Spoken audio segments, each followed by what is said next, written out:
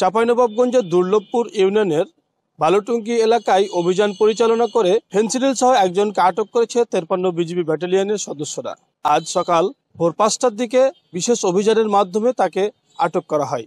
আটককৃতর কাছ থেকে অভিনব কায়দায় তার শরীর থেকে সাজানো পেটের সাথে সেই শরীরে তল্লাশি করে পেটের সাথে লাগানো ফেনসিডিলগুলো তারা অভিযান পরিচালনা করে জব্দ করতে সক্ষম হয়েছে। বিজিবির পক্ষ থেকে জানানো হয়েছে, গত কয়েকদিন ধরে ওই এলাকায় চোরাকারবারির সংবাদ পান। সেই সংবাদের ভিত্তিতে আজ সকাল ভোর 5টার দিকে মোনাকাসা বিওপির টহল একটি দল সেখানে বিশেষভাবে অভিযান পরিচালনা করেন এবং বালুটুঙ্গি এলাকার একটি মাঠ দিয়ে একজনকে যেতে দেখলে তাকে সন্দেহ হয় এবং তাকে আটক করে। সে সাথে তার শরীর তল্লাশি করলে তার শরীর থেকে প্রায় 20টি ফেনসিডিলের বোতল অভিনব কায়দায় পাওয়া যায়। মাঠের অলরাউন্ডার আমি, আর ঘরের অলরাউন্ডার টাইলক্স।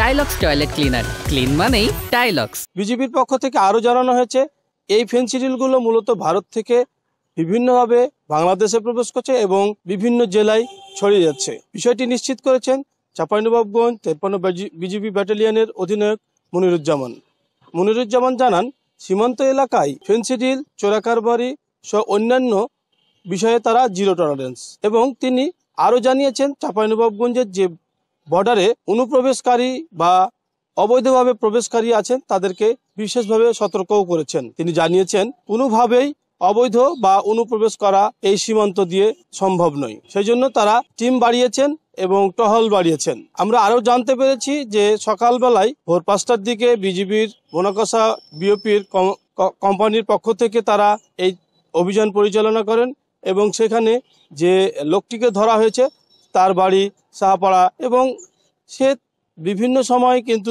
এইভাবেই ফেনসিডিল নিয়ে বহন করে থাকেন।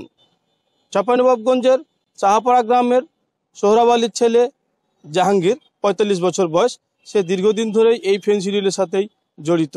বিজিবির পক্ষ থেকে নিয়মিত মামলা দেওয়া হয়েছে তার বিরুদ্ধে এবং আইনগত ব্যবস্থা গ্রহণ করারও বিষয়টি নিশ্চিত করেছেন।